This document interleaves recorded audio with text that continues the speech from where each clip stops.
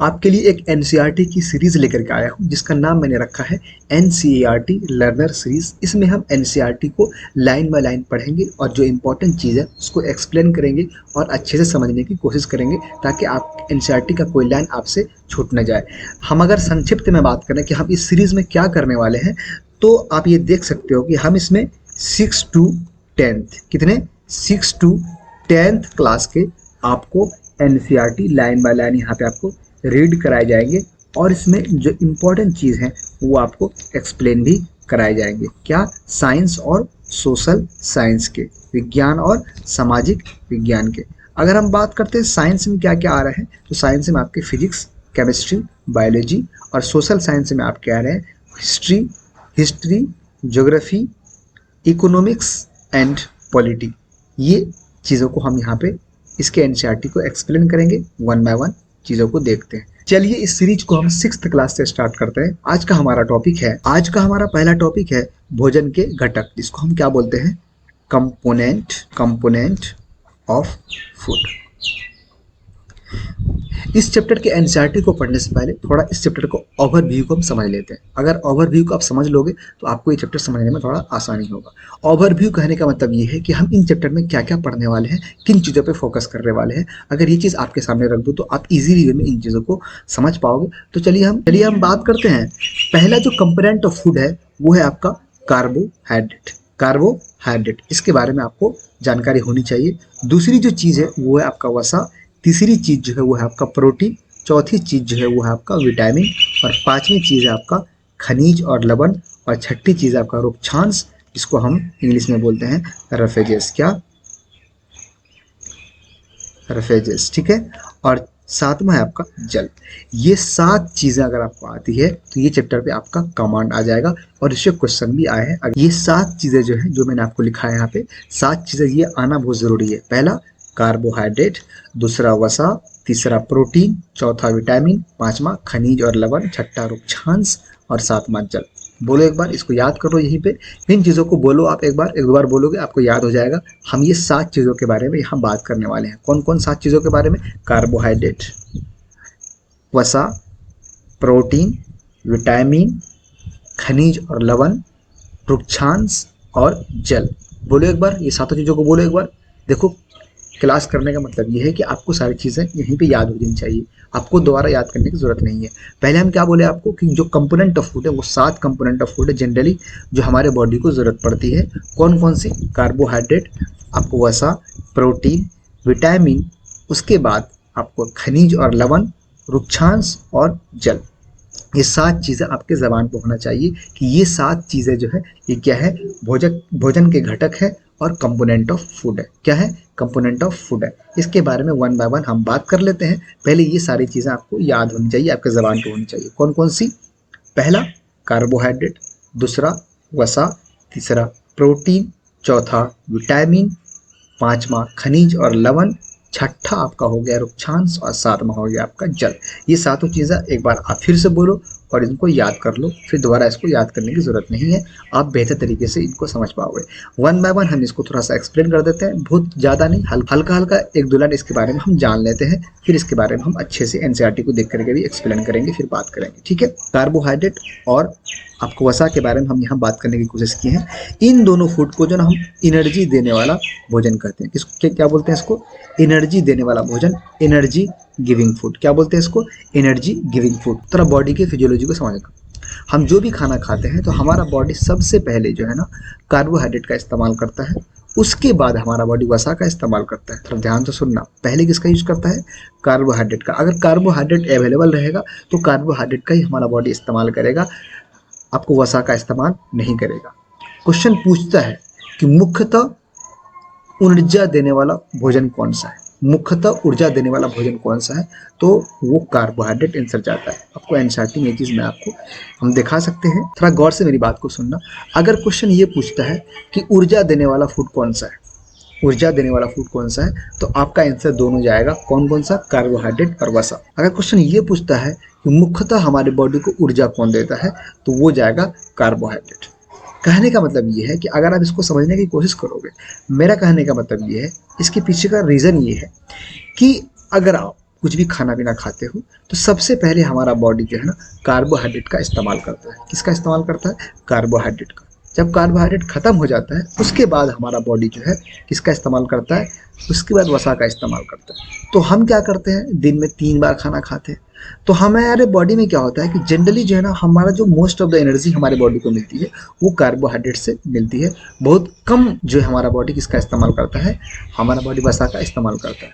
इसीलिए आप देखे होंगे कि जो आदमी एक्सरसाइज नहीं करता है उसमें एक प्रॉब्लम आ जाती है, वो मोटा होने लगता है। रीज़न क्या होता है कि उसमें जो कार्बोहाइड्रेट है उसका ही इस्तेमाल नहीं हो पाता, तो फिर वो फैट का इस्तेमाल कहाँ से करेगा? अगर फैट का इस्तेमाल नहीं करेगा तो उसके बॉडी में फैट जमना स्टार्ट हो जाएगा। एक कंडीशन हो जाएगी, इसको बोलते हैं ओबेसिटी, उसको हिंदी में बोलते हैं मोटापा। ये कंडीशन होने लगती है। तो जनरली आप ये चीज़ समझने की कोशिश करना। अगर मैं आपको एनसीईआरटी में इसको दिखाऊं तो थोड़ा गौर से देखने की कोशिश करना। चलो इन चीज़ों को आपको एनसीईआरटी में दिखाते हैं, फिर आपको लगेगा कि हाँ चीज़ें सही बताई जा रही है। यहाँ पे आप देख सकते हो, यहाँ पे लिखा हुआ है, बोल रहा है कि कार्बोहाइड्रेट मुख्य रूप से हमारे शरीर को ऊर्जा देता है। क्या देता है? मुख्य रूप से हमारे शरीर को ऊर्जा देता है। ये क्वेश्चन आया हुआ था अभी बीपीएससी के जो एग्ज़ाम होते टीचर वाले, इसमें फेज 1 का जो एग्ज़ाम हुआ था, फेज 1 का, उसमें आपको ये चीज़ें पूछी गई थी कि हमारे शरीर को मुख्य रूप से ऊर्जा कौन प्रदान करता है। तो इसका आंसर चला गया था आपको कार्बोहाइड्रेट। आप अगर आगे पढ़ोगे तो देखो यहाँ क्या लिखा हुआ है, वसा से भी ऊर्जा मिलती है। वसा से भी ऊर्जा मिलती है। और यहाँ तक कि वास्तविकता यह है कि कार्बोहाइड्रेट की तुलना में जो है ना जो वसा है उसकी समान मात्रा में अधिक ऊर्जा प्राप्त होती है। ये बोल रहा है कि अगर आप 1 ग्राम कार्बोहाइड्रेट खाए, अगर 1 ग्राम फैट खाए, 1 ग्राम वसा खाए, तो आपको ज़्यादा एनर्जी किस में मिलेगा? आपको ज़्यादा एनर्जी वसा में मिलेगा। ठीक है, ये चीज़ ध्यान रखना। एक चीज़ मैं यहाँ आपको लिख दूँ, अगर आपको एनर्जी की बात करता है, तो अगर आप क्या खाते हो? कार्बो खाते हो। क्या खाते हो? कार्बोहाइड्रेट। कार्बोहाइड्रेट खाते हो या फिर आप फैट खाते हो, इसको वसा बोलते हैं। और अगर आप प्रोटीन खाते हो, क्या खाते हो? प्रोटीन खाते हो।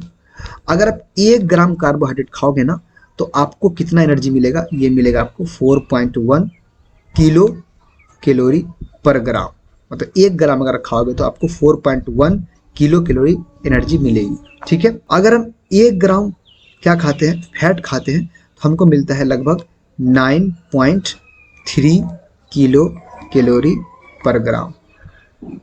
और अगर हम बात करते हैं प्रोटीन की तो यहाँ मिलता है आपको 5.4 किलो कैलोरी पर ग्राम। अप्रोक्स वैल्यू ले लेते हैं तो ये 4, ये 9 और ये 4 किसमें? किलो कैलोरी पर ग्राम। किसमें? किलो कैलोरी पर ग्राम। अगर आप देखोगे इन चीज़ों को, अगर आप इन चीज़ों को देखने की कोशिश करोगे तो मैंने आपको ये बताया कि अगर आप कार्बोहाइड्रेट खाते हो, क्या बताया मैंने आगे? अगर आप कार्बोहाइड्रेट खाते हो, तो ये चीज़ आप ध्यान रखना। यहाँ पे क्या ध्यान रखना कि आपको कितना, ये पूछ सकता है वाला एग्जाम में आपको, कार्बोहाइड्रेट में अगर आप खाते हो, ये चीज़ आप ध्यान रखना कि अगर 1 ग्राम कार्बोहाइड्रेट खाए हो तो आपको अप्रोक्स 4 किलो कैलोरी एनर्जी मिलने वाली है। अगर आप 1 ग्राम वसा खाए हो तो आपको 9 किलो कैलोरी पर ग्राम आपको एनर्जी मिलने वाली है। और अगर प्रोटीन खाए हो तो आपको 4 किलो कैलोरी पर ग्राम आपको एनर्जी मिलने वाली है। आप यह देख सकते हो, मेरा कहने का मतलब ये है कि अगर आप ये दोनों जो फूड है, कार्बोहाइड्रेट और जो फैट है, ये जनरली एनर्जी देने वाला फूड है। जहाँ लिखा हुआ है कार्बोहाइड्रेट मुख्य रूप से हमारे शरीर को ऊर्जा प्रदान करता है। अगला लाइन पढ़ोगे तो यहाँ लिखा हुआ है कि वसा से भी ऊर्जा मिलती है। वास्तविकता ये है कि कार्बोहाइड्रेट की तुलना में जो है आपको वसा में के समान मात्रा में, अगर समान मात्रा हमने किसका लिया है? कार्बोहाइड्रेट का लिया है और वसा का लिया है, तो आपको अधिक मात्रा में एनर्जी मिलती है। किसमें? आपको वसा में। ये चीज़ बोला जा रही है, जो चीज़ मैंने आपको यहाँ पे लिख के समझा दी है। मैंने ये बताया कि अगर आप कार्बोहाइड्रेट, फैट और प्रोटीन खाते हो तो जो कार्बोहाइड्रेट है अगर 1 ग्राम खाओगे और अगर फैट 1 ग्राम खाओगे तो आपको 2 गुना एनर्जी ज़्यादा मिलेगा। किसमें? फैट में। लेकिन हम जनरली हमारा बॉडी किसको इस्तेमाल करता है? कार्बोहाइड्रेट का इस्तेमाल करता है, क्योंकि इसका डाइजेशन थोड़ा इजीली होता है। ठीक है, ये चीज़ आपको यहाँ एनसीईआरटी की लाइन भी आप देख सकते हो। ये क्वेश्चन जो है आपको एग्जाम में आए हुए हैं वहाँ पे आपको दोनों ऑप्शन था। क्या ऑप्शन था? आपको वसा भी ऑप्शन था और कार्बोहाइड्रेट भी ऑप्शन था। और जो क्वेश्चन था उसमें पूछ रखा था कि मुख्य रूप से हमारे शरीर को ऊर्जा कौन प्रदान करता है, तो आंसर आपका क्या चला जाएगा? आपका कार्बोहाइड्रेट जाएगा, न कि आपको वसा और कार्बोहाइड्रेट जाएगा, क्योंकि वहाँ पे ऑप्शन एक से अधिक भी होते हैं। तो अगर ये चीज़ आपका क्लियर नहीं रहा कि कौन हमारे बॉडी को मुख्य रूप से शरीर को ऊर्जा प्रदान करता है, तो आप दोनों आंसर टिक करके आ सकते हो, एक से अधिक आंसर टिक करके आ सकते हो। तो दोनों एनर्जी तो देता है, दोनों एनर्जी तो देता है, बट मुख्य रूप से कौन एनर्जी देता है? कार्बोहाइड्रेट देता है। उसके बाद हम बात करेंगे किसकी?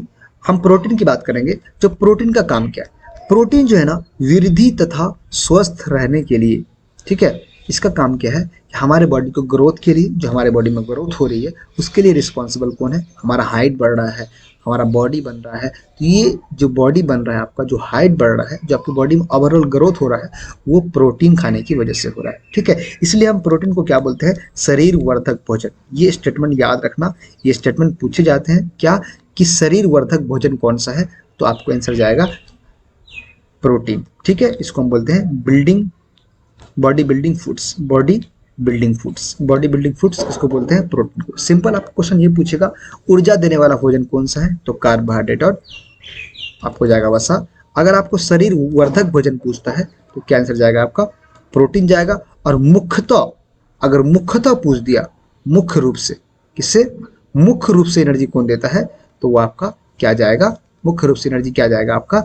वो जाएगा आपका कार्बोहाइड्रेट। ये चीज़ आप ध्यान रखना, ये इंपॉर्टेंट है, ये चीज़ों को आप भूलना नहीं, ठीक है। क्वेश्चन क्योंकि आते हैं, एनसीईआरटी पढ़ने का मतलब वही है कि आपको बारीकी से चीज़ें समझ में आनी चाहिए, ठीक है। जो हमारा थर्ड कंपोनेंट है वो हमारा है विटामिन। इसके अगर हम काम की बात करते हैं तो वो है आपका रोग से हमारे शरीर की रक्षा करता है, रोग से हमारे शरीर की रक्षा करता है। और इसका एक इम्पॉर्टेंट काम ये है कि हमारे आँख, अस्थि, दांत और मसूड़े को स्वस्थ बनाए रखने में इसका इस्तेमाल करता है हमारा बॉडी, ठीक है। इसका इस्तेमाल करता है हमारा बॉडी, किसका? विटामिन का, ठीक है। नेक्स्ट हम बात करेंगे खनिज और लवण की, इसको हम बोलते हैं मिनरल्स एंड साल्ट। इसके बारे में हम बात करने वाले हैं। अगर आप देखोगे इसका काम क्या है हमारे बॉडी में उचित विकास और अच्छे स्वास्थ्य के लिए हमें मिनरल और लवण की जरूरत पड़ती है, ठीक है। नेक्स्ट कंपोनेंट ऑफ फूड है हमारा रुक्षांश, जिसको हम बोलते हैं रफेजेस। क्या बोलते हैं इसको? रफेज। और ये बहुत इंपॉर्टेंट है। क्यों इंपॉर्टेंट है? थोड़ा इसको गौर से सुनना। ये जो है ना, हमारे बॉडी को कोई पोषण प्रदान नहीं करता। क्या? पोषण प्रदान नहीं करता। ये हमारे बॉडी को कोई पोषण प्रदान नहीं करता। और ये करता क्या है? थोड़ा गौर से सुनना। ये होता क्या है कि हमें जनरली ये बोला जाता है कि आप जब भी खाना खाते हो तो आप कुछ खाना उसमें ऐसा ऐड करो जिसमें क्या हो, उसमें क्या हो? रफेजेस हो। वो क्या करता है? हमारे बॉडी को कोई न्यूट्रिएंट नहीं देता, बल्कि वो क्या करता है कि जो भी खाना वगैरह हम खाते हैं, जो अनडाइजेस्टेड फूड है, उसको रिमूव करने के लिए ये बहुत ज़्यादा हेल्पफुल है। उसको रिमूव करने के लिए बहुत ज़्यादा हेल्पफुल है। जिस भी आदमी को कॉन्स्टिपेशन का प्रॉब्लम होता है उसको ये एडवाइस दी जाती है कि आप रफेज वाले फूड, जिसमें रफेज पाए जाते हैं, वो वाला फूड खाइए, आपको इससे हेल्प मिलेगा। उसका काम क्या होता है कि जो फूड अनडाइजेस्टेड है, जो भोजन नहीं पचा है हमारे बॉडी में, उसको बाहर निकालने में हेल्पफुल है। तो ये हमारे लिए बहुत इंपॉर्टेंट है। आपको जब एनसीईआरटी में देखेंगे तो फिर वहाँ पे और भी एक दो लाइन है आपको ऐड कराएंगे, तो बेहतर तरीके से आप इन चीज़ों को समझ पाओगे। एक क्वेश्चन यहाँ से आपको जनरली पूछ सकता है, ये पूछ सकता है कि भोजन का कौन सा घटक है जो हमारे बॉडी को पोषण प्रदान नहीं करता। तो क्या जाएगा आपका आंसर? आपका आंसर चला जाएगा रुक्षांश। क्या जाएगा आपका आंसर? रुक्षांश। रुक्षांश के बारे में मैंने बता दिया कि ये क्या करता है, कोई पोषण प्रदान नहीं करता। और ये क्या करता है, ये बिना पचे भोजन को बॉडी से बाहर निकालने में हेल्प करता है। क्या करता है? बाहर निकालने में हेल्प करता है, ठीक है। जल की बात करेंगे। जल जो है हमारे बॉडी के लिए बहुत इंपॉर्टेंट है। भोजन में उपस्थित पोषक को अवशोषित मतलब एब्जॉर्प्शन, क्या? एब्जॉर्प्शन करने में हमारे बॉडी को हेल्प करता है। जो भी चीज़ हम खाते पीते हैं, जो भी चीज़ें हम खाते पीते हैं, उसका अगर एब्जॉर्प्शन करवाना है, उसका अवशोषित करवाना है, तो पानी इसके लिए बहुत इंपॉर्टेंट है। अगर आप दूसरे पॉइंट की बात करोगे, वो ये बोल रहा है कि कुछ अवशिष्ट पदार्थ को जैसे कि मूत्र हो गया, आपका पसीना हो गया, इसको बाहर निकालने में हेल्प करता है। कौन हेल्प करता है? आपको पानी। पानी का दो काम मैंने आपको बताया, कौन कौन से? अवशोषित करने के लिए पोषक को अवशोषित करने के लिए। दूसरी चीज़ें जैसे कि मूत्र हुआ और आप पसीना हुआ, इसको बॉडी से बाहर निकालने में मदद करता है। ठीक है, ये चीज़ मैंने आपको एक रिव्यू दे दी है और हम एनसीईआरटी में इन चीज़ों को पढ़ने की कोशिश करते हैं। अगर आप एनसीईआरटी की बात करोगे तो यहाँ पे बस ये बताई गई है इस पेज में खास करके कि जो हम खाना खाते हैं तो हर जगह का अपना अपना एक रीजनल फूड होता है। जैसे कि बिहार में कुछ और फूड चलता है, यूपी में कुछ और फूड चलता है, एमपी में कुछ और फूड चलता है। उसके बारे में बताया गया है कि जनरली जो खाना खाते हैं तो बहुत सारा जगह ऐसा होता है कि वहाँ पे एक कम्बिनेशन पे खाना खाया जाता है, एक कम्बिनेशन के फॉर्म में खाना खाया जाता है। जैसे कि कोई चावल खा रहा है, दाल खा रहा है, या फिर कोई सब्जी खा रहा है, या फिर कोई जो है रोटी खा रहा है, रोटी में सब्जी खा रहा है, फिर दाल खा रहा है, उसके साथ साथ कुछ उसने कुछ ऐड कर लिया, कोई अचार वगैरह हो गया, वो सारे चीज़ें उसने अपने खाने में ऐड कर लिया। तो इस पेज में खास करके उन्हीं चीज़ों के बारे में बात करी गई है। तो कोई बहुत ज़्यादा चीज़ों के बारे में यहाँ पे आपको नहीं सोचना है। अगर आप इस लाइन को पढ़ोगे तो एक प्रकार के भोजन में क्या आता है, आपका चपाती, दाल, बैगन का भरता। अगर आप दूसरी देखोगे तो चावल, सांबर, भिंडी। तो अलग अलग जगह पे ये सारी चीजें अलग अलग तरीके से वेरी करती है। अलग अलग आदमी जो है अलग अलग तरीके की चॉइस से खाना खाते हैं। इस पेज में कोई बहुत ज्यादा इंपॉर्टेंट बात नहीं है। चलिए हम आगे देखते हैं। अगर आप इस पेज में देखोगे तो लिखी गई ये है कि जो कच्ची सामग्री, कच्ची सामग्री कहने का मतलब ये हुआ जो भी हम खाना खाते हैं, जो भी फूड है मेरे पास, जो भी फूड है उसमें क्या होता है, शरीर के लिए कुछ आवश्यक घटक होते हैं। क्या होते हैं, शरीर के लिए कुछ आवश्यक घटक होते हैं। इन घटक को हम क्या बोलते हैं, पोषक बोलते हैं। क्या बोलते हैं इसको, पोषक बोलते हैं। इसको इंग्लिश में अगर आप बोलोगे तो इसको बोलेंगे न्यूट्रिएंट। आप थोड़ा गौर से सुनना, हमने पहले ही आपको बता दिया जो भी घटक हैं वो कौन कौन से घटक हैं। मैंने आपको सारा लिस्टेड करके पहले ही समझा चुका हूँ। कौन कौन से घटक थे बताओ एक बार। कार्बोहाइड्रेट, वसा, प्रोटीन, विटामिन, उसके बाद लवण, खनिज, उसके बाद रुक्षांश और जल। ये 7 चीज़ों के बारे में मैंने पहले आपको बता चुका है। तो वही चीज़ यहाँ पे लिखी हुई है। ये लिखी हुई है कि जो घटक हैं इसको हम क्या बोलते हैं, पोषण बोलते हैं। और वे कौन कौन से हमारे भोजन में मुख्यतः कौन कौन से पोषण है। पहला बताया था मैं आपको कार्बोहाइड्रेट, दूसरा बताया था मैं आपको प्रोटीन, तीसरा बताया था आपको मैं वसा, और चौथा बताया था आपको विटामिन, और पांचवा बताया था आपको खनिज और लवण, और छठा मैंने बताया था आपको रुक्षांश। ये देख रहे हो रुक्षांश। और सातवां मैंने बताया था आपको जल। ये 7 चीज़ें आपको अच्छे से याद होना चाहिए था, इसलिए मैंने वहाँ पे आपको याद कराने की कोशिश की थी। लेकिन ये चीज़ चलो ठीक है, ये कंपोनेंट पाए जाते हैं, लेकिन मुझे कैसे मालूम चलेगा कि कौन से भोजन में कौन से न्यूट्रिएंट पाए जा रहे हैं, कौन से पोषक पाए जा रहे हैं। इसके लिए कुछ टेस्ट है, कुछ परीक्षण है, वो हम करके देखते हैं। 1 बाय 1 हम पहले परीक्षण करेंगे किसका, कार्बोहाइड्रेट का, फिर इसके बाद प्रोटीन का, फिर इसके बाद फैट का। ये सारी चीज़ें यहाँ पे लिखी हुई है। मैं आपको एनसीईआरटी में लाइन बाय लाइन वो भी आपको दिखाता चलूंगा। ठीक है, चलो हम थोड़ा बात करते हैं टेस्ट की। अगर हम परीक्षण की बात करते हैं, थोड़ा गौर से सुनना। परीक्षण, हम टेस्ट की बात करते हैं तो कोई भी चीज़ टेस्ट करने से पहले, परीक्षण करने से पहले हमें कुछ चीज़ों की ज़रूरत पड़ेगी। हम उन चीज़ों के बारे में पहले एक बार बात कर लेते हैं। एक टेस्ट ट्यूब लेंगे, ठीक है, क्या लेंगे, एक टेस्ट ट्यूब लेंगे। इसमें हम क्या करेंगे, थोड़ा गौर से सुनना मेरी बात को। इस टेस्ट ट्यूब में हम क्या करेंगे, हम जो है फ्यू ड्रॉप, कुछ ड्रॉप जो है, मतलब फ्यू ड्रॉप जो है क्या डाल देंगे इसमें, टिंचर आयोडीन।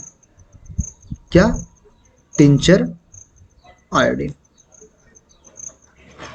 टिंचर आयोडीन डाल देंगे। ठीक है, एक प्रिपरेशन मेरा ये हो गया। इसको हम कैसे इस्तेमाल करेंगे हम बाद में बात करेंगे। और एक दूसरा ट्यूब लेंगे, और एक दूसरा ट्यूब लेंगे।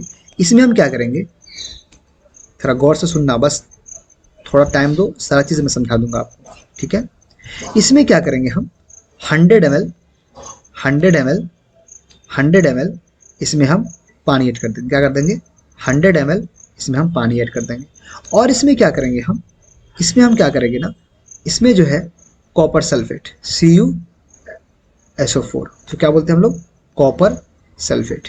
क्या, कॉपर सल्फेट, कॉपर सल्फेट ले लिए। कितना कॉपर सल्फेट लिए, ये आपको 2 ग्राम। ठीक है, 2 ग्राम कॉपर सल्फेट इसमें हम ऐड कर दिए। 100 ml पानी लिए, उसमें 2 ग्राम हम क्या किए, कॉपर सल्फेट ऐड कर दिए। इतना बस समझ में आ गया। तीसरी चीज हम क्या करेंगे, तीसरी चीज जो हम करने वाले हैं, फिर से एक ट्यूब लेंगे। इसमें हम क्या करेंगे, फिर 100 ml वाटर ऐड करेंगे। क्या करेंगे, 100 ml इसमें भी वाटर ऐड करेंगे और इसमें क्या करेंगे हम 10 ग्राम, कितना 10 ग्राम आपको क्या ऐड करेंगे, कास्टिक सोडा। क्या ऐड करेंगे, कास्टिक सोडा। कास्टिक सोडा, क्या, कास्टिक सोडा ऐड करेंगे जिसका फॉर्मूला होता है NaOH। हमने क्या करा, हमने 3 ट्यूब लिया। पहले ट्यूब में हमने क्या ऐड किया, few drop of tincture iodine add किया। दूसरा लिया हमने ट्यूब, उसमें 100 ml क्या ऐड किया हमने, पानी ऐड किया और उसमें 2 ग्राम क्या ऐड किया हमने, कॉपर सल्फेट ऐड किया। और तीसरा ट्यूब हमने लिया, तीसरा ट्यूब में हमने क्या किया, 100 ml वाटर ऐड किया।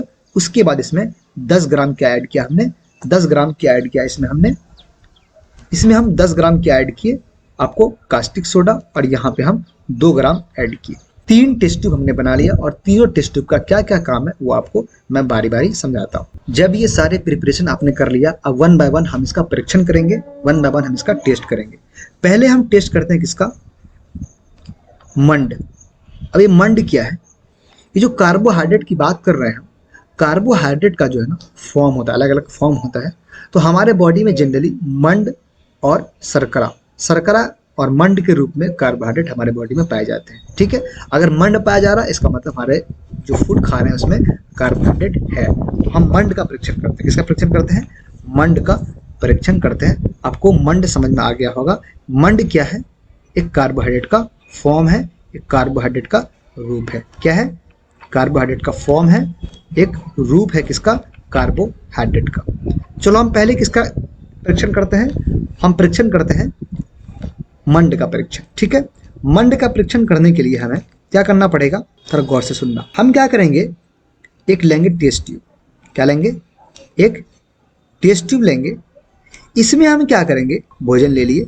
ठीक है, कोई भोजन ले लिए, यहाँ पे इसको ऐड कर दिए। क्या किए, इसको ऐड कर दिए। कोई भोजन जो आपको लेना है वो आप ले लीजिए, उसको यहाँ पे ऐड कर दीजिए। ठीक है, ऐड करने के बाद क्या करना है आपको, इसमें जो है ना आपको 2 से 3 ड्रॉप, गौर से सुनना, 2 से 3 ड्रॉप, कितना, 2 से 3 ड्रॉप जो है आपको टिंचर आयोडीन डालना है। जो टिंचर आयोडीन मैंने पहले बना के रखा था, जो टिंचर आयोडीन मैंने पहले बना के रखा था, अगर आप देखोगे जो पहले आपने बनाया था 3 ट्यूब, उसी में से जो पहला ट्यूब था उसमें मैंने टिंचर आयोडीन का विलियन बनाया था, सॉल्यूशन बनाया था। उसमें से 2 से 3 ड्रॉप इसमें हम डाल दिए। एक टेस्ट ट्यूब लिए, उसमें जो भी खाना का हमको टेस्ट करना है, जो भी भोजन को टेस्ट करना है वो हम डाल दिए। उसके बाद क्या किए, हम इसमें 2 से 3 ड्रॉप जो है टिंचर आयोडीन ऐड कर दिए। जब 2 से 3 ड्रॉप टिंचर आयोडीन ऐड कर दिए तो हमको इंतज़ार करना है। क्या करना है, आप इंतज़ार करना है, इंतज़ार का मजा लीजिए।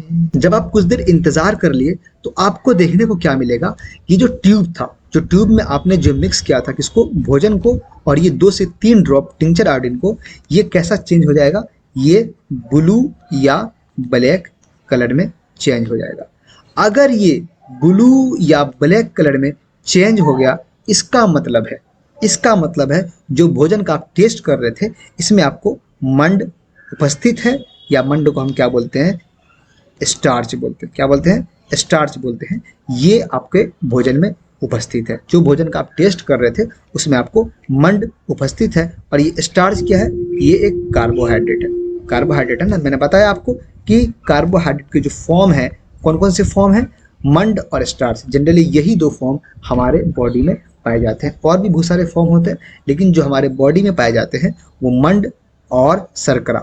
शर्करा को इंग्लिश में क्या बोलते हैं, शुगर बोलते हैं, और मंड को इंग्लिश में क्या बोलते हैं, स्टार्च बोलते हैं। तो अगर आपका जो सॉल्यूशन है वो ब्लू और ब्लैक कलर में चेंज हो गया, इसका मतलब है कि आपका जो फूड था जिसका आप टेस्ट कर रहे थे उसमें आपको कार्बोहाइड्रेट पाए जा रहे हैं, मतलब स्टार्च या मंड पाए जा रहे हैं। पहला टेस्ट आपने क्लियर कर लिया, कौन सा, मंड का। ठीक है, अब दूसरी की बात करेंगे हम, प्रोटीन का परीक्षण। क्या करेंगे हम, प्रोटीन का परीक्षण,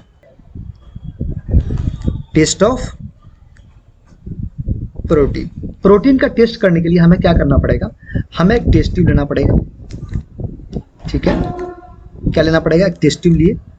इसमें क्या किया हम, जो भी भोजन का हमको टेस्ट करना है वो इसमें ऐड कर दिए, जो भी भोजन को हमको टेस्ट करना है वो इसमें ऐड कर दिए। और क्या करें, इसको हम कूट दिए। कूटने का मतलब हुआ कि इसको तोड़ तोड़ के एकदम स्मॉल पीस, एकदम पीस दिए, पकड़ के कूट दिए। क्या किए, कूट दिए।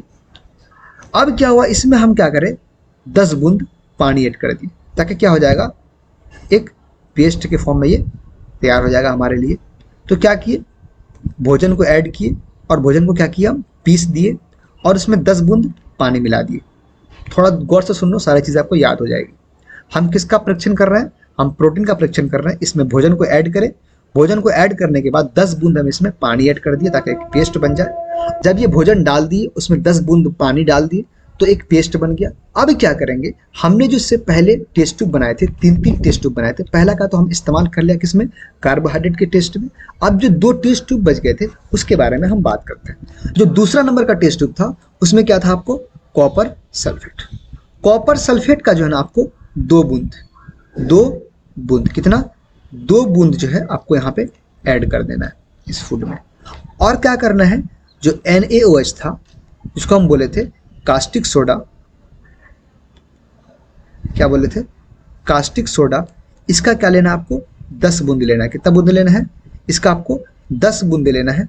और ये 10 बूंद को हमको फिर से इसमें ऐड कर देना है। पहला भोजन लिए, उसको पीस दिए, उसके बाद 10 बूंद पानी लिए ताकि वो पेस्ट बन जाए। तीसरा बार क्या किए, हम इसमें जो कॉपर सल्फेट का 2 बूंद, कितना बूंद, 2 बूंद ऐड करें। उसके बाद क्या करें, हम तीसरा नंबर पे, चौथा नंबर पे इसमें जो कास्टिक सोडा बनाए थे, हम NaOH बनाए थे, इसका 10 बूंद लिए और इसको इसमें हम ऐड कर दिए। ऐड करने के बाद कुछ देर आपको क्या करना है, वेट करना है। क्या करना है, कुछ देर आपको वेट करना है, कुछ देर आपको इंतजार करना है। जब इंतजार कुछ देर करोगे तो आपको आपका फल मिलेगा। फल क्या मिलेगा, अगर ये सॉल्यूशन जो है, अगर ये सॉल्यूशन बैगनी कलर का हो गया, किसका हो गया, बैगनी रंग का हो गया, अगर ये सॉल्यूशन बैगनी रंग का हो गया, इसका मतलब ये है इसमें प्रोटीन पाए जा रहे हैं, इसमें प्रोटीन पाए जा रहे हैं। जो भी फूड का हम इस्तेमाल कर रहे थे, जो भी फूड का हम टेस्ट कर रहे थे, अगर ये सॉल्यूशन जो है बैगनी कलर में चेंज हो गया तो हम ये मानेंगे कि इसमें प्रोटीन पाए जा रहे हैं। ठीक है, नेक्स्ट हम बात करते हैं वसा का परीक्षण। किसका, वसा का परीक्षण, टेस्ट ऑफ फैट। इसका जो टेस्ट है ना, बहुत आसान है। सिंपल करना क्या है, एक पेज ले लिए, ठीक है, एक पेज ले लिए और उसमें क्या करें, जो फूड को आपको टेस्ट करना है वो फूड रख दिए, ठीक है, वो फूड को रख करके उस पेज को मोड़ दिए, ठीक है, मोड़ करके और क्या करना है, वो जो फूड रखे हैं उसको पीस देना है। आहिस्ता आहिस्ता पीसना, ऐसा नहीं कि इतना कस के पीस दो कि पेज ही फट जाए, ऐसा पीसना है कि पेज ना फटे, ये चीज़ का ध्यान रखना, ठीक है। जब पीसने के बाद क्या करोगे ना, अब वो जो फूड था उसको हटाना, अब देखना कि वो जो पेज है उस पर हल्के हल्के धब्बे पड़ गए हैं। अगर वो चीज़ क्लियरली नहीं दिख रहा है तो आप क्या करोगे, उसको लाइट के सामने लेकर के जाओगे। जब लाइट के सामने लेकर के जाओगे तो आपको साफ साफ जो है एक धब्बा दिखाई देगा। अगर वो धब्बा प्रेजेंट है, इसका मतलब है कि इस फूड में वसा पाए जाते हैं। थोड़ा गौर से सुनना, हम क्या क्या किए हैं। पहले हम क्या किए, एक टेस्ट ट्यूब लिए, उसमें कुछ drop iodine, tincture iodine add किए। दूसरा टेस्ट ट्यूब लिए, उसमें हम कॉपर सल्फेट का 2 ग्राम ऐड किए, साथ साथ में 100 ml वाटर भी ऐड किए। तीसरी चीज़ क्या की, हम एक टेस्ट ट्यूब लिए, उसमें 100 ml पानी के साथ साथ उसमें हम 10 ग्राम कास्टिक सोडा ऐड किए। ये तीन टेस्ट ट्यूब मेरा बन गया, ठीक है। 3 टेस्ट ट्यूब बनने के बाद पहला परीक्षण किया हम किसका, मंड का। किसका परीक्षण किए, मंड का। मंड का परीक्षण करने के लिए आपको भोजन लिए और इसमें 2 से 3 ड्रॉप टिंचर आयोडीन हम ऐड कर दिए। कुछ देर इंतजार करने के बाद हमको क्या दिखा, ब्लू और ब्लैक कलर का दिखा। इसका मतलब है कि इसमें क्या पाए जा रहे हैं, इसमें कार्बोहाइड्रेट या मंड पाए जा रहे हैं। ये बहुत इंपॉर्टेंट है, पूछेगा कि अगर आप टेस्ट कर रहे थे कार्बोहाइड्रेट का, मंड का, तो कौन सा कलर आपको दिखाई दिया, तो आपको क्या दिखाई दिया, ब्लू या ब्लैक कलर दिखाई देगा। जनरली आप इन चीज़ों को ध्यान रखना, ठीक है। ये टेस्ट हो गया कार्बोहाइड्रेट का। दूसरा जो टेस्ट हम बात कर रहे थे, किसके बारे में, हम प्रोटीन की बात कर रहे थे।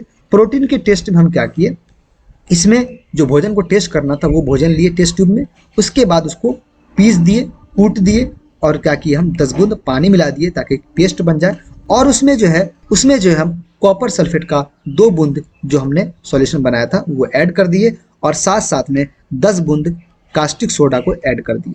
ऐड करने के बाद कुछ देर वेट किए। जब वेट किए तो हमें बैगनी कलर दिखने को मिला। अगर बैगनी कलर देखने को मिल रहा है इसका मतलब है कि ये फूड में प्रोटीन है। अगर ये बैगनी कलर नहीं देखने को मिलता इसका मतलब है इस फूड में प्रोटीन नहीं था।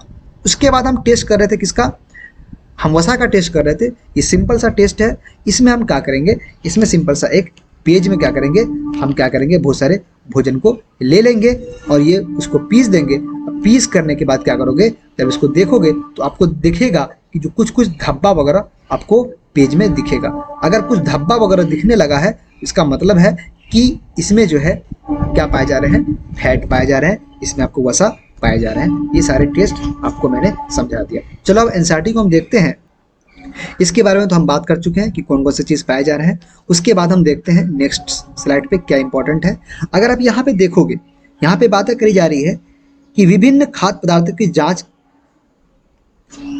करके देखें कि कार्बोहाइड्रेट उपस्थित है कि नहीं। कार्बोहाइड्रेट कई प्रकार के होते हैं। हमारे भोजन में पाए जाने वाले मुख्य कार्बोहाइड्रेट कौन कौन से हैं, वो है आपके मंड और आपके क्या है, शर्करा। मंड को ही क्या बोलते हैं हम लोग, स्टार्च बोलते हैं, और जो शर्करा है इसको हम क्या बोलते हैं, शुगर बोलते हैं। ठीक है, ये 2 तरीके के आपको जो है क्या पाए जाते थे, कार्बोहाइड्रेट मुख्यतः हमारे बॉडी में पाए जाते हैं। मुख्य रूप से जो कार्बोहाइड्रेट के रूप हैं वो कौन कौन से हैं, स्टार्च हैं और शुगर है, जिसको हम बोल सकते हैं मंड और शर्करा। ठीक है, ये चीज़ें यहाँ से देख सकते हो आप। अगर आप यहाँ पे देखोगे, पहला जो मैंने सॉल्यूशन बनाया था, कुछ बूंद क्या लिया था, टिंचर आयोडीन लिया था। ठीक है, पहला सॉल्यूशन। दूसरा सॉल्यूशन में क्या किया था हमने, 2 ग्राम कॉपर सल्फेट लिया था, किसमें 100 ml पानी में। और तीसरा जो हमने लिया था वो 10 ग्राम कास्टिक सोडा लिया था 100 ml पानी में। ठीक है, ये जो फर्स्ट वाला था इसका इस्तेमाल किसमें हम किए थे, मंड के टेस्ट में, और ये 2 जो बाद वाले हैं इसका हम इस्तेमाल किए हैं प्रोटीन के टेस्ट में। ठीक है, ये सारी चीज़ें आप यहाँ से भी इसको देख सकते हो। ठीक है, जैसा कि मैंने बताया आपको कि अगर आपने क्या किया, मंड का परीक्षण किया, तो मंड के परीक्षण में क्या किया आपने, आयोडीन विलयन को 2 से 3 बूंद लिए, और जब वेट किए तो आपको क्या मिला, नीला या काला रंग।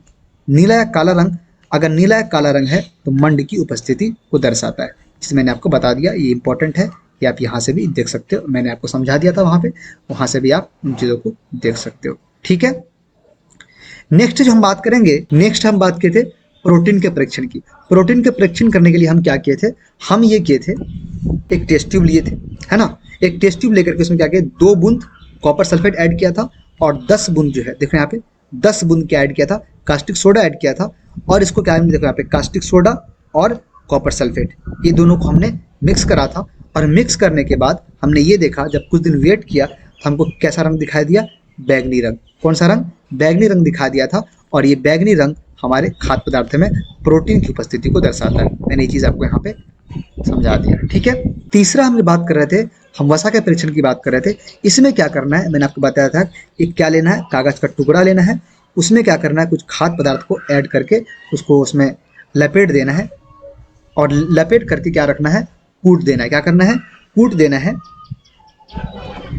देखो यहाँ पे लिखा हुआ है कि कूटना है, ध्यान रखिए कि कागज फट न जाए। ठीक है, जब ऐसा करोगे क्या होगा, कागज पर तेल का धब्बा खाद्य पदार्थ में वसा की उपस्थिति को दर्शाता है। अगर आपको एक धब्बा दिखाई दे रहा है तो इसका मतलब है उस खाने में क्या पाया जा रहा है, आपको फैट पाया जा रहा है, उसमें वसा पाया जा रहा है। ठीक है, ये चीज़ मैंने आपको बता दिया। मैंने आपको पहले ही बता चुका है कि अगर इस लाइन को पढ़ोगे, कार्बोहाइड्रेट मुख्य रूप से हमारे शरीर को ऊर्जा प्रदान करता है, और वसा भी ऊर्जा प्रदान करता है, लेकिन वास्तविकता ये है कि वसा जो है बहुत ज़्यादा, 2 गुना मात्रा में आपको एनर्जी प्रदान करता है। मैंने आपको यहाँ पे लिख के समझा भी दिया था। क्या समझाया था मैंने आपको, अगर आप देखोगे इन चीज़ों को, कि मैंने कार्बोहाइड्रेट के बारे में बताया था कि यहाँ पे 4 किलो कैलोरी पर ग्राम आपको एनर्जी मिलेगा, लेकिन वहीं पे अगर फैट की बात करोगे तो 9 किलो कैलोरी मिलेगा, और प्रोटीन की बात करोगे तो आपको 4 किलो कैलोरी आपको एनर्जी मिलने वाली है। तो आप अगर कार्बोहाइड्रेट और फैट की बात करोगे तो 2 गुना का फर्क है, यहाँ 4 का है और यहाँ 9 का, उससे भी ज़्यादा, 2 गुना से भी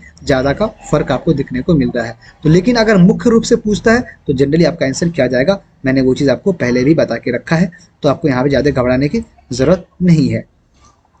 ठीक है, अगर आप देखोगे ये चीज़ को, ये लाइन पढ़ोगे तो आगे बोल रहा है वसा और कार्बोहाइड्रेट, वसा और कार्बोहाइड्रेट भोजन को ऊर्जा देने वाला भोजन भी कहते हैं, जो मैंने पहले आपको बता चुका है। ये चीज़ को आप याद रखो, ऊर्जा देने वाला भोजन इंपॉर्टेंट। क्या इंपॉर्टेंट क्या है? ऊर्जा देने वाला भोजन भी कहते हैं किसको?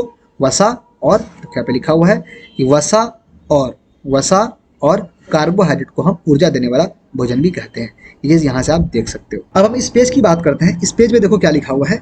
इस पेज में ये बोल रहा है कि जो प्रोटीन है, जो प्रोटीन की आवश्यकता शरीर की वृद्धि तथा स्वस्थ रहने के लिए होती है, प्रोटीन युक्त भोजन, जिस भोजन में प्रोटीन पाया जा रहा है उस भोजन को हम क्या बोलते हैं?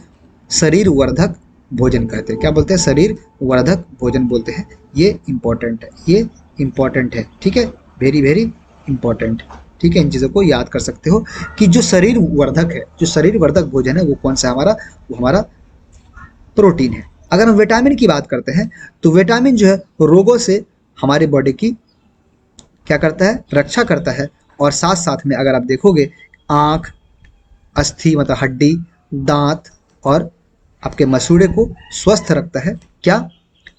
विटामिन। ठीक है, नेक्स्ट अगर आप पढ़ने की बात करोगे तो बोल रहा है कि जिन्हें अलग अलग नामों से जाना जाता है, इसमें से कुछ को विटामिन ए, कुछ विटामिन बी, कुछ विटामिन सी, कुछ विटामिन डी और कुछ विटामिन ई तथा विटामिन के नाम से जाना जाता है। ठीक है, विटामिन के एक समूह को विटामिन बी कम्प्लेक्स, जो विटामिन बी है ना, इसके बहुत सारे टाइप होते हैं, उन सारे टाइप को हम क्या बोलते हैं? Vitamin B complex. उसके बारे में अभी हम आगे बात करेंगे। जब लास्ट पेज पे जाओगे तो आपको विटामिन के बारे में मैंने बहुत अच्छे तरीके से वहाँ सारी चीज़ें समझाया है, तो आप थोड़ा वेट करो, आगे हम उन चीज़ों का स्टडी करने वाले हैं, आगे उन चीज़ों को हम देखेंगे। ठीक है, नेक्स्ट बोल रहा है कि ये अल्प मात्रा में आवश्यकता होती है। ये चीज़ ध्यान रखना। मैंने जो बात करी थी, मैंने जो वो 7 चीज़ों की बात करी थी, कार्बोहाइड्रेट, उसके बाद वसा, उसके बाद प्रोटीन, उसके बाद विटामिन, उसके बाद खनिज, उसके बाद रुक्षांश, उसके बाद जल। जो मैंने पहले की 3 चीज़ों की बात करी थी, पहले की 3 चीज़ें कार्बोहाइड्रेट और वसा और प्रोटीन, ये आपको कुछ क्वांटिटी में चाहिए, अच्छा खासा क्वांटिटी में ये चाहिए। लेकिन जो विटामिन है, जो खनिज है, ये आपको अल्प मात्रा में, बहुत कम क्वांटिटी में हमारे बॉडी को चाहिए। इतना नहीं कि बहुत ज़्यादा विटामिन खा रहे हैं, ऐसा नहीं होता, एकदम बहुत कम मात्रा में इन 2 चीज़ों की ज़रूरत पड़ती है। किसकी? खनिज और लवण की, और साथ साथ में आपको विटामिन की। इन दोनों की जो है हमारे बॉडी में बहुत कम मात्रा में ज़रूरत होती है। तो अगर पूछता है कि ट्रेस क्वांटिटी में कौन सा कंपोनेंट ऑफ फूड हमारे बॉडी को चाहिए, ट्रेस क्वांटिटी मतलब बहुत कम क्वांटिटी में हमारे बॉडी को किस चीज़ की आवश्यकता है, तो हमें आपको विटामिन और खनिज के बारे में आंसर करना है, ना कि कार्बोहाइड्रेट, फैट और प्रोटीन के बारे में हमको आंसर करना है। आपको ये चीज़ समझ में आ गया होगा कि ट्रेस अमाउंट में हमारे बॉडी को क्या जरूरत पड़ती है? विटामिन और मिनरल की जरूरत पड़ती है। अगर आप यहाँ देखोगे, हम इन चीज़ों को हाईलाइट करके रखे हैं कि जो विटामिन ए है, इसका काम क्या क्या है? ये हमारे त्वचा को और हमारे आँख को स्वस्थ रखता है। और जब विटामिन सी की बात करते हैं, ये बहुत से रोगों से लड़ने में मदद करता है। और विटामिन डी की बात करते हैं तो ये हमारे अस्थियाँ, जो हमारे हड्डियाँ हैं, उसको मजबूत करने में और दांतों के लिए कैल्शियम का उपयोग करने में हमारे शरीर की सहायता करता है। ठीक है, अगर आप इस पेज में देखोगे तो यहाँ पे लिखा हुआ है कि हमारे शरीर को खनिज लवणों की आवश्यकता अल्प मात्रा में होती है, जो मैंने आपको अभी बताया था कि किसकी किसकी? खनिज की और विटामिन की, इसके बाद प्लस विटामिन। ये 2 चीज़ों की जो है हमारे बॉडी में बहुत कम क्वांटिटी में ज़रूरत होती है, अल्प मात्रा में। अल्प मात्रा मतलब बहुत कम quantity, small quantity, small amount मतलब बहुत कम क्वांटिटी में हमारे बॉडी को खनिज और विटामिन की जरूरत पड़ती है। शरीर के उचित विकास तथा अच्छे स्वास्थ्य के लिए प्रत्येक खनिज लवण आवश्यक है। जो खनिज लवण है ये हमारे अच्छे स्वास्थ्य के लिए बहुत जरूरी है। ये चीज़ यहाँ पे लिखी हुई है। ठीक है, थोड़ा आगे बढ़ के देखते हो तो यहाँ पे लिखी हुई है, इन पोषक के अलावा हमारे शरीर को आहारी रेशे को इंग्लिश में क्या बोलते हैं? इंग्लिश में बोलते हैं इसको डाइटरी फाइबर बोलते हैं। उसके बाद जल की आवश्यकता होती है। जो मैंने 5 चीज़ पढ़ा था, कार्बोहाइड्रेट, फैट, प्रोटीन, उसके बाद विटामिन, उसके बाद मिनरल्स, उसके अलावा जो है हमारे बॉडी को क्या ज़रूरत पड़ती है? आहारी रेशे की जरूरत पड़ती है और साथ साथ में जल की भी आवश्यकता होती है। आगे पढ़ना, ये जो आहारी रेशे हैं, आहारी रेशे को क्या बोलते हैं हम लोग? रुक्षांश के नाम से जानते हैं। पूछ सकता है क्वेश्चन आपको कि आहारी रेशे जो हमारे फूड में पाया जाता है, हमारे भोजन में पाया जाता है, उसको हम किस नाम से जानते हैं? उसको हम बोलते हैं रुक्षांश। क्या बोलते हैं इसको? रुक्षांश। और रुक्षांश को जो है आप इंग्लिश में बोलते हैं क्या? रफेज। क्या बोलते हैं इसको? रफेज बोलते हैं। ठीक है, अब रफेज का काम सुनना गौर से। अब ये रुक्षांश के बारे में थोड़ा बात करते हैं। रुक्षांश जो है मुख्य तौर पे साबुदाना मतलब होल ग्रेन, दाल, आलू, ताजे फल और सब्जियां में आपको मिल जाएगा। ठीक है, रुक्षांश हमारे शरीर को कोई पोषक प्रदान नहीं करता। बहुत इंपॉर्टेंट लाइन है, बहुत इंपॉर्टेंट लाइन है। पूछ सकता है कि फूड का कौन ऐसा कंपोनेंट है जो हमारे बॉडी को पोषण प्रदान नहीं करता है, तो क्या चला जाएगा आपका? रुक्षांश। और आगे सुनो क्या बोलता है, और फिर यह हमारे भोजन का आवश्यक अवयव है, कंपोनेंट है, और इसका आयतन बढ़ा देता है। रुक्षांश बिना पचे भोजन को जो अनडाइजेस्टेड फूड है, उसको बाहर निकालने में हमारे शरीर की मदद करता है। ठीक है, हमारे शरीर की मदद करता है कौन? रुक्षांश। जो अनडाइजेस्टेड फूड है उसको हमारे शरीर से बाहर निकलने में हेल्प करता है। ठीक है, जब हम रुक्षांश की बात कर लिए, अब हम बात करते हैं जल की। आप सुनो क्या बोल रहा है, जल भोजन में उपस्थित पोषकों को अवशोषित करने में हमारे शरीर की मदद करता है। यह कुछ अवशिष्ट पदार्थ जैसे कि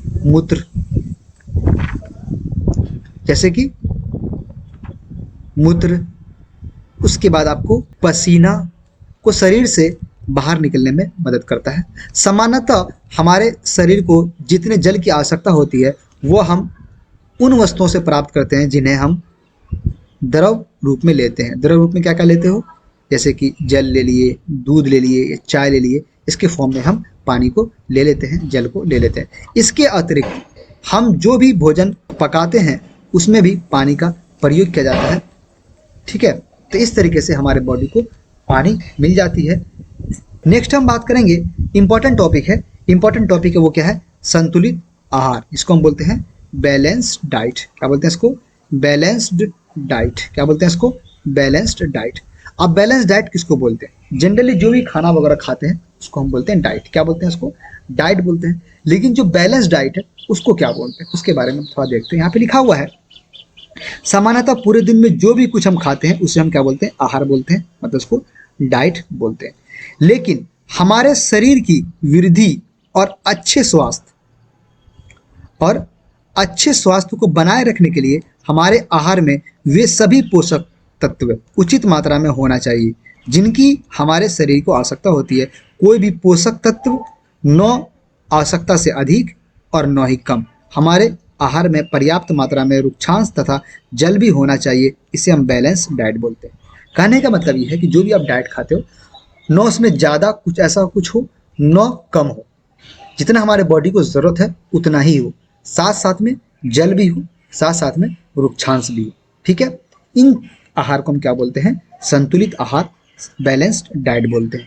ठीक है, समझ में आ गई कि संतुलित आहार किसको बोलते हैं? ऐसा आहार, जो भी चीज़ हम खाते हैं वो आहार है, लेकिन ऐसा आहार जो हमारे बॉडी के रिक्वायरमेंट को पूरा करे। ऐसा नहीं कि उसमें कुछ क्वांटिटी में कुछ बहुत ज़्यादा हो और कुछ चीज़ें बहुत कम हो, ऐसा नहीं। जितना हमारे बॉडी को ज़रूरत हो उतना चीज़ें उसमें पाई जाती हो, न ज़्यादा न कम। उसके साथ साथ आपको रफेज या फिर इंग्लिश हिंदी में बोलो रुक्षांश, और साथ साथ में पानी भी उसमें, जल भी उसमें होना चाहिए। उस फूड को हम बोलेंगे बैलेंस्ड डाइट। जिस समझ में आ गया आपको? कुछ चीज़ें यहाँ पे लिखी हुई है, आपको इन चीज़ों को भी देख सकते हो। यहाँ पे कोई बहुत ज़्यादा इंपॉर्टेंट चीज़ नहीं दी हुई है, अगर आप चाहो तो इनको एक बार रीड कर सकते हो। इस पेज में भी कुछ बहुत ज़्यादा खास नहीं लिखा हुआ है, लेकिन एक चीज़ आप ध्यान रखोगे, क्या बोल रहा है कि पकाने में विटामिन सी आसानी से गर्मी से नष्ट हो जाता है। अगर आप कोई चीज़ खाना वाना बनाते हो तो जनरली क्या होता है कि उसमें जो विटामिन सी होता है वो नष्ट कर जाता है। क्या कर जाता है? नष्ट कर जाता है। इन चीज़ों का आप ध्यान रखना। अगर आपको पढ़ने की आप कोशिश करोगे तो आपको ये चीज़ समझ में आएगा कि यहाँ पे कुछ बातें करी जा रही है। बात ये करी जा रही है, बोला जा रहा है कि अगर आपको वसा में इतना ज़्यादा एनर्जी मिलता है, कार्बोहाइड्रेट से दोगुना एनर्जी मिलता है, तो हम ऐसा क्यों ना करें कि कार्बोहाइड्रेट को छोड़ करके हम क्या खाने लगें? जिसमें फैट हो, जिसमें वसा हो। तो दिक्कत क्या आएगी?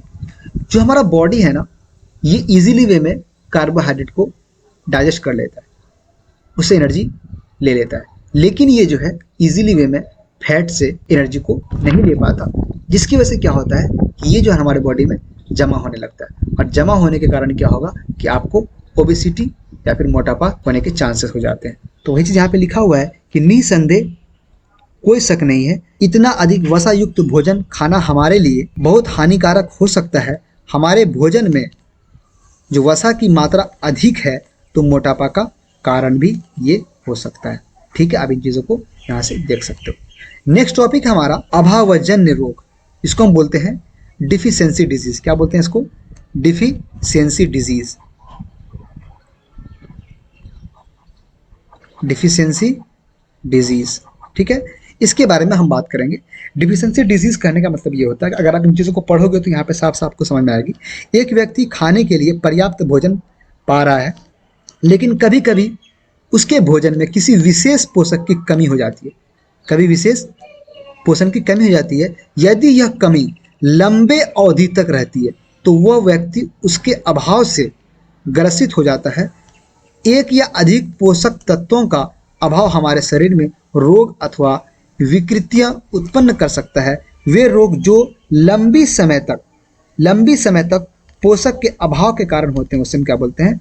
अभावजन्य रोग बोलते हैं, डिफिशियंसी डिजीज बोलते हैं। ऐसा नहीं है कि आप आज कुछ खाए उसमें कोई चीज़ की कमी थी तो आपको डिफिशियंसी डिजीज हो जाएगी, अभावजन्य रोग हो जाएगा, ऐसा नहीं है। लंबे समय तक अगर आप कोई डाइट ले रहे हो, अगर उसमें किसी भी एक चीज़ की या किसी दो चीज़ की या उससे भी ज़्यादा चीज़ की अगर कमी हो रही है रेगुलर लंबे दिन तक, कुछ दिन के बाद जो है उस कमी का असर हमारे बॉडी में दिखने लगेगा।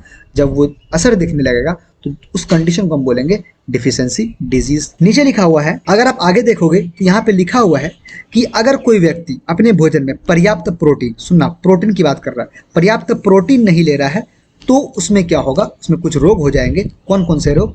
उसमें क्या होगा कि जो उसका वृद्धि है वो रुक जाएगा, चेहरे पर सूजन आ जाएगा, बालों के रंग का उड़ना और त्वचा की बीमारियां और पेचिस क्या बोलते हैं इसको? डायरिया। ठीक है, ये सब बीमारी आपको होने के चांस रहते हैं। क्या? डायरिया होने के चांस रहते हैं। ठीक है, अगर आपने कोई भी डाइट ले रहे हैं, अगर इसमें प्रोटीन की रेगुलरली कमी हो रही है तो आपको कौन कौन सी बीमारी हो सकते हैं? आपका पूरी तरीके से ग्रोथ रुक सकता है और आपका चेहरे पर सूजन आ सकता है, बालों का रंग उड़ सकता है और त्वचा की बीमारी हो सकती है और साथ साथ में पेचिस हो सकता है, डायरिया हो सकता है। अगर आप ऐसा खाना लेते हो जिसमें प्रोटीन और कार्बोहाइड्रेट दोनों की कमी है, इसकी वजह से आपको क्या होगा? उसकी वृद्धि पूरी तरीके से रुक जाती है।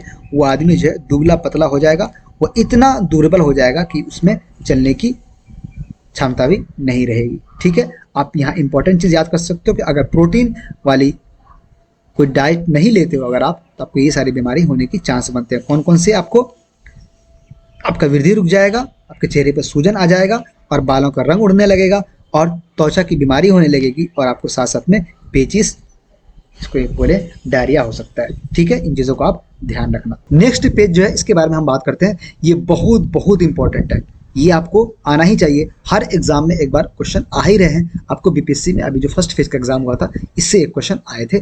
पहले आपको इनके बारे में थोड़ा मैं एक चार्ट बनाया हूँ, मैं आपको दिखा देता हूँ, फिर इसके बारे में हम बात करेंगे। कुछ विटामिन का नाम मैंने यहाँ पे लिख रखा है जो बहुत ज़्यादा इंपॉर्टेंट है, आप इनका ध्यान रखना। जो चीज़ें पूछी जाती है मैंने यहाँ पे इन चीज़ों को लिख रखा है, आप इन चीज़ों को यहाँ देख सकते हो और याद कर सकते हो।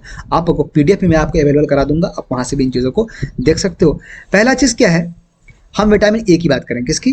विटामिन ए की बात करेंगे। यहाँ पे विटामिन का नाम मैंने लिख रखा है और इसका रासायनिक नाम, ये बहुत इंपॉर्टेंट है, ये पूछता है। इस बार एग्जाम में भी बीपीएससी की पूछा था और इससे कौन कौन से बीमारी होते हैं वो बीमारी के मैंने यहाँ पे लिस्ट बना के आपके सामने रखा है। अगर आप विटामिन ए की बात करोगे तो विटामिन ए का जो रासायनिक नाम है वो क्या है? रेटिनॉल। क्या है उसका रासायनिक नाम? रेटिनॉल। और जो बीमारी होती है उससे होती है दृष्टिहीनता, जिसको हम इंग्लिश में बोलते हैं नाइट ब्लाइंडनेस। क्या बोलते हैं इसको? Night blindness. क्या बोलते हैं इसको? Night blindness. क्या बोलते हैं इसको? Night blindness. ठीक है, नेक्स्ट विटामिन की हम बात करते हैं। अगर आप नेक्स्ट विटामिन की बात करोगे तो विटामिन बी है। विटामिन बी जो है ना, इसके अलग अलग फॉर्म है, इसलिए इसको बोलते हैं हमको विटामिन बी कम्प्लेक्स। क्या बोलते हैं इसको? Vitamin B complex. क्या बोलते हैं इसको? Vitamin B complex. ठीक है, विटामिन बी कम्प्लेक्स कहने का मतलब यह है कि इसमें बहुत सारे टाइप होते हैं। B1 होते हैं, B2 होते हैं, B3 होते हैं, B5 होते हैं, B6 और B12। आपको जो मेनली याद रखना इंपॉर्टेंट है, ये सारे याद रख सकते हो, लेकिन आपको विटामिन B1 तो आपको याद करना ही करना है, विटामिन B2 आपको याद करना ही करना है और विटामिन B12, ये 3 चीज़ तो आपके ज़बान पे होना चाहिए। बाकी आप ये vitamin B3, vitamin B5, vitamin B6 ये भी आप देख सकते हो।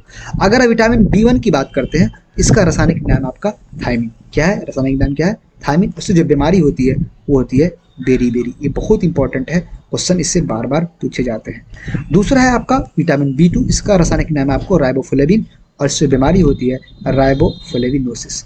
थर्ड मैंने बात की आपको विटामिन B3, इसका रासायनिक नाम आपको नियासिन। क्या है नियासिन, इससे जो बीमारी होती है उसका नाम है पेलेग्रा।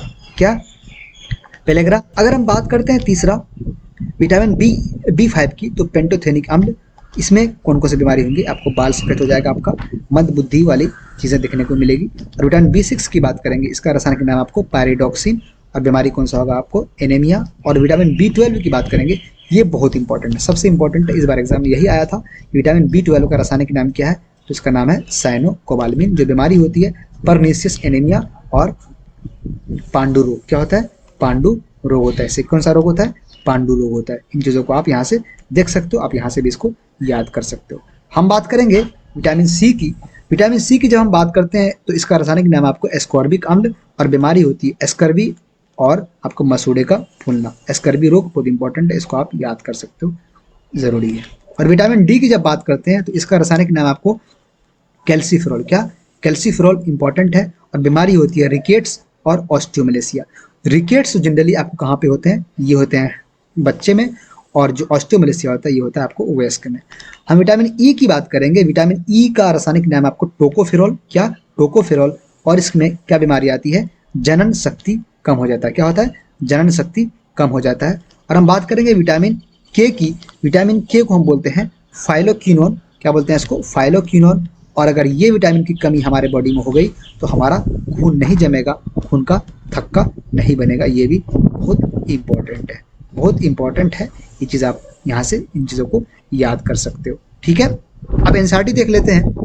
मैंने जो इससे पहले आपको बताया वहाँ सारे विटामिन के बारे में अच्छे से बताया आपको, उसका रासायनिक नाम क्या है और उससे कौन सी बीमारी होते हैं।